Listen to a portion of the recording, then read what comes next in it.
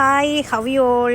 അപ്പോൾ ഇന്ന് ഇതെന്താണെന്ന് വെച്ച് കഴിഞ്ഞാൽ ഇന്ന് എഡ്യൂക്കേഷൻ്റെ ലെക്ചർ നടക്കുക. അതിൻ്റെ കൂടെ തന്നെ ക്വാളിറ്റി ബേസ്ഡ് ലെക്ചറും കൂടി നമ്മൾ ചെയ്യുന്നുണ്ട്. അപ്പോൾ ക്വാളിറ്റി ബേസ്ഡ് ലെക്ചർ ഇന്നലെയാണ് നമുക്ക് ലെക്ചറിൻ്റെ ഡേയും ആ ഒരു കാര്യങ്ങളെല്ലാം അറേഞ്ച് ചെയ്ത് നമുക്ക് കിട്ടിയത്. സോ എനിക്കൊരു 2 ടോപ്പിക്സ് കവറപ്പ് ചെയ്യാനുണ്ട്. അപ്പോൾ വീട്ടിൽ ചെന്നിട്ട് ഒന്ന് പ്രിപ്പയർ ചെയ്യാമെന്നൊക്കെ വിചാരിച്ചെങ്കിലും തലേന്ന് എനിക്ക് ഒട്ടും ടൈം കിട്ടിയിട്ടുണ്ടായില്ല. അപ്പോൾ ഇത് ഇന്ന് ലെക്ചറിൻ്റെ സെയിം ഡേ തന്നെ വിചാരിച്ചു എന്താ ഇപ്പോൾ ചെയ്യാമെന്ന്. അതായത് പവർ പോയിൻ്റ് നമ്മൾ ലെക്ചറിന് വേണ്ടിയിട്ടുള്ള 2 ടോപ്പിക്സ് ഞാൻ പറഞ്ഞല്ലോ ഓൾറെഡി. ആ 2 ടോപ്പിക്സ് നമ്മൾ ഓൾറെഡി പവർ പോയിൻ്റ് എല്ലാം റെഡിയാക്കി വെച്ചിട്ടുണ്ട്. പക്ഷെ എന്നെ ബേസ് ചെയ്ത് വെച്ചിട്ട് എനിക്ക് ക്ലാസ് എടുക്കുക എന്ന് വെച്ച് കഴിഞ്ഞാൽ ആ ഒരു ഗ്രൂപ്പായിട്ടുള്ള ഇൻട്രാക്ഷൻ അത് വളരെ ഇമ്പോർട്ടൻ്റ് ആട്ടോ. അപ്പോൾ നമ്മൾ ആ പവർ പോയിൻറ്റ് പ്രസൻറ്റേഷൻ കൂടാണ്ട് നോക്കി വായിക്കുക അങ്ങനെ ആ ഒരു ഇതെനിക്കില്ല. പക്ഷേ നമ്മൾ ആ ഒരു മനസ്സിലാക്കി കാര്യങ്ങൾ പഠിപ്പിക്കുമ്പോൾ അല്ലെങ്കിൽ പറഞ്ഞു കൊടുക്കുന്ന സമയത്ത് സ്റ്റാഫുമായിട്ട് ഇൻട്രാക്ഷൻ്റെ കൂടെ ഒന്നുകൂടെ ഒരു ഈസി മെത്തേഡായിട്ടും ഒന്നുകൂടെ ഒരു കളർഫുൾ ഇൻട്രാക്ഷനായിട്ട് എനിക്ക് ലീഫ്ലെറ്റ് മെത്തേഡും പിപ്പറ്റൊക്കെ യൂസ് ചെയ്യുന്നത് തോന്നിയിട്ടുണ്ട്. അപ്പോൾ എൻ്റെ പല ലെക്ചേഴ്സിനും ഞാനിത് ആഡ് ചെയ്യാറുണ്ട്. ആഡ് ചെയ്യുന്ന സമയത്ത് എനിക്കതൊരു വെറൈറ്റി ആയിട്ട് നമുക്ക് തോന്നിയിട്ടുമുണ്ട് കേട്ടോ. അപ്പം എന്തായി ചെയ്യാമെന്ന് വെച്ച് കഴിഞ്ഞാൽ ഞാൻ ഇന്ന് ഈ പ്രാവശ്യം 2 ടോപ്പിക്സ് ആണല്ലോ എടുക്കുന്നത്. അപ്പോൾ ഇന്നത്തെ ആ 2 ടോപ്പിക്സിന് വേണ്ടിയിട്ട് ഞാൻ വിചാരിച്ചു ഓരോ ടോപ്പിക്സിനും ഓരോ പ്രത്യേകം ഇമ്പോർട്ടൻസ് ആയിട്ടുള്ള എലമെൻറ്റ്സ് ഉണ്ടാവുമല്ലോ, ആ ഒരു എലമെൻറ്റ്സ് മാത്രം ഈ ലീഫ്ലെറ്റിൽ ഉൾപ്പെടുത്താമെന്ന് വിചാരിച്ചു. അങ്ങനെ ആദ്യത്തെ ഒരു മോഡൽ എങ്ങനെ ഉണ്ടാക്കാമെന്നുള്ള ഒരു ഇതിൽ ഞാൻ ഇങ്ങനെ ഗൂഗിളിൽ ഈസി വേയിലുള്ള ലീഫ്ലെറ്റ് ഏതാണെന്ന് നോക്കിയിട്ടോ. ആ ഒരു ടൈമിലാണ് ഈ ബിയർ ഷേപ്പ് ഞാനൊന്ന് കണ്ടത്. ഞാനങ്ങനെ വലിയ ആർട്ട് ആൻഡ് ക്രാഫ്റ്റ് ചെയ്യുന്ന ആൾ ഒന്നുമല്ല. എനിക്ക് ഡ്രോയിങ്ങിനെ കുറിച്ച് വെച്ചിട്ട് ഒന്നും തന്നെ അറിയില്ല. സാധാരണ നമ്മൾ ചുമ്മാ വരച്ചു കൂട്ടുന്ന പോലെയുള്ള ആ ഒരു ഇത് മാത്രമേ ഉള്ളൂ. അപ്പോൾ എന്നെക്കൊണ്ട് പറ്റുന്ന രീതിയിൽ എനിക്കിത് ഫീൽ ചെയ്തത് കൊണ്ട് എൻ്റെ ഉണ്ടായിരുന്ന കളർ പേപ്പേഴ്സ് എല്ലാം യൂസ് ചെയ്ത് വെച്ചിട്ട് ഞാൻ ഈ ബെയറിനെ വരച്ച് വെട്ടിയെല്ലാം ഒന്നാക്കി എടുത്തെല്ലാം കഴിഞ്ഞപ്പോഴത്തേക്കും ഉള്ളിൽ പേന മീൻസ് സ്കെച്ച് പെൻ യൂസ് ചെയ്തിട്ട് എഴുതുക കേട്ടോ. അപ്പോൾ ഓൾറെഡി 1:30ക്കാണ് നമ്മൾ ലെക്ചർ പറഞ്ഞേക്കുന്നത്. ഓൾറെഡി ടൈം ഇപ്പോൾ 12:30 കഴിഞ്ഞു. അപ്പം ഈ എഴുത്ത് ഭയങ്കര ഈസി ആയിട്ട് എനിക്ക് തോന്നിയില്ല. സോ ഞാനെന്ത് ചെയ്തു, അപ്പോൾ എനിക്കൊരു തോട്ട് വന്നു, നമുക്ക് പോയിട്ട് മൈക്രോസോഫ്റ്റ് വേർഡിൽ കയറിയിട്ട് എന്താണെന്ന് വെച്ച് കഴിഞ്ഞാൽ അത് ടൈപ്പ് ചെയ്തതിന് ശേഷം എത്ര ലീഫ്ലെറ്റാണോ ഉള്ളത് അതിൻ്റെ അത്രയും കോപ്പി ചെയ്ത് വെച്ചിട്ട് അതിൽ ഇൻസേർട്ട് ചെയ്യുക, മീൻസ് നമുക്ക് പേസ്റ്റ് ചെയ്യാമെന്ന് വിചാരിച്ചു പ്രിൻ്റ് എടുത്തിട്ട്. അങ്ങനെ ഞാൻ നമ്മുടെ ലീഫ്ലെറ്റിൻ്റെ ആ ഒരു ഇതിൽ ഉൾക്കൊള്ളുന്ന രീതിയിലുള്ള ഒരു വേർഡ് ഫോർമാറ്റ് ഉണ്ടാക്കിയതിന് ശേഷം അതിൽ ഞാൻ കട്ട് ചെയ്തിട്ട് പേസ്റ്റ് ചെയ്യാണ് ഉണ്ടായത്. അപ്പം ഒന്നും കൂടെ ടൈം കൺസ്യൂം ചെയ്യാൻ വേണ്ടിയിട്ട് സാധിച്ചു കേട്ടോ. ഇങ്ങനെ ഞാനിതിങ്ങനെ ഓരോന്നുണ്ടാക്കുമ്പോൾ എനിക്ക് തന്നെ തോന്നി അതായത് ഇനി അടുത്തൊരു ലീഫ്ലെറ്റ് ഉണ്ടാക്കണം. ഓക്കെ, അപ്പോൾ അത് ഏത് മോഡലിൽ ഉണ്ടാക്കും? ഇനിയാണെങ്കിൽ ടൈമും ഇല്ല, ഇങ്ങനെ വെട്ടിക്കൊണ്ടിരിക്കണോ, ഇനി ഓരോന്ന് വരയ്ക്കണോ, ഏതായിരിക്കും ഒന്നും ഡിസൈഡ് ചെയ്യാൻ പറ്റുന്നില്ല. ഓക്കെ, അപ്പോൾ ഇതിന് വേണ്ടിയിട്ട് എനിക്കൊരു ഈസി ആ ഒരു ടൈമിൽ എനിക്ക് തോന്നി കേട്ടോ. ഇപ്പം നിങ്ങൾ ആരെങ്കിലും എന്താ പറയുക ലെക്ചറേഴ്സ് എടുക്കുന്ന ആളാണെങ്കിൽ, അല്ലെങ്കിൽ കോളേജിലെ അല്ലെങ്കിൽ എന്താ പറയുക ഇതേപോലെ ക്വാളിറ്റി അല്ലെങ്കിൽ എഡ്യൂക്കേഷൻ ബേസ്ഡ് കോർഡിനേറ്റർ ആണെങ്കിൽ ഇപ്പം നിങ്ങൾക്ക് ഇതുപോലത്തെ ഒരു ഓപ്പർച്യൂണിറ്റീസ് ഉണ്ട്. അപ്പോൾ നിങ്ങൾക്ക് നിങ്ങളുടെ ഈ ലെക്ചറിൻ്റെ സമയത്ത് നിങ്ങൾക്ക് ഇങ്ങനത്തെ എന്തെങ്കിലുമൊക്കെ ഒന്ന് പരീക്ഷിക്കാവുന്നതാണ്.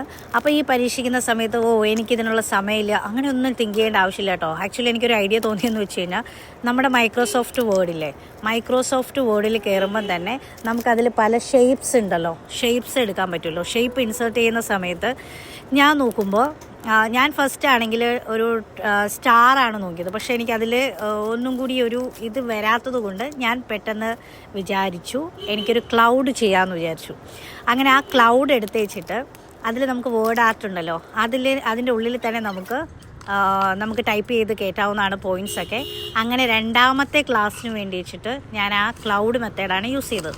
അപ്പോൾ ക്ലൗഡ് ഞാൻ ഓൾറെഡി നമ്മുടെ മൈക്രോസോഫ്റ്റ് വേർഡിൽ ഇൻസേർട്ട് ചെയ്തു, ടൈപ്പ് ചെയ്യാനുള്ളതെല്ലാം കയറ്റി. അതിനുശേഷം എൻ്റെ ഉണ്ടായിരുന്ന കളർ പേപ്പറിൽ സ്കൈയോട് കൂടി ഒരു ഇത് വരുന്ന രീതിയിൽ ഞാനൊരു യെല്ലോ കളർ പേപ്പറാണ് യൂസ് ചെയ്തത്. അപ്പോൾ ആ യെല്ലോ കളർ പേപ്പർ വെച്ചിട്ട് പ്രിൻ്റ് എടുത്തതിന് ശേഷം ഞാനൊന്ന് വെട്ടി കട്ടെല്ലാം ചെയ്ത് ഷേപ്പാക്കി വരുത്തി.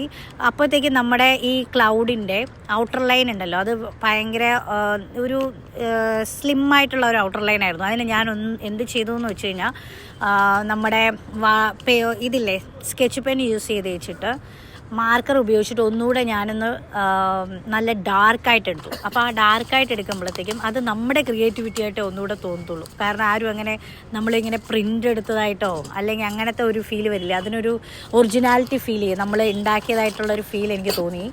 അപ്പോൾ അങ്ങനെ ആ ഇത് ഞാൻ ഉണ്ടാക്കുക കേട്ടോ. എന്നിട്ട് ക്ലാസ് എടുക്കാനുള്ള ഒന്ന് ജസ്റ്റ് ഒന്നെല്ലാം ഒന്ന് പ്രിപ്പയർ ചെയ്ത് വെച്ച്